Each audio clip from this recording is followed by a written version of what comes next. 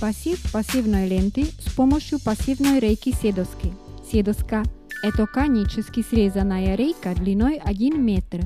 Давлением рейки в почву и следующим движением в бок создадим борозду. Укрепленное семенное ложе глубиной 2 см представляет оптимальную глубину посева для большинства овощных семян.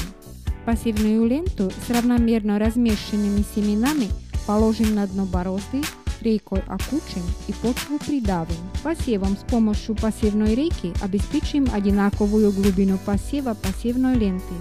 Вдавлением рейки в почву мы создадим укрепленное семенное ложе, которое помогает семенам лучше использовать почвенную влагу и тем образом лучше всходить.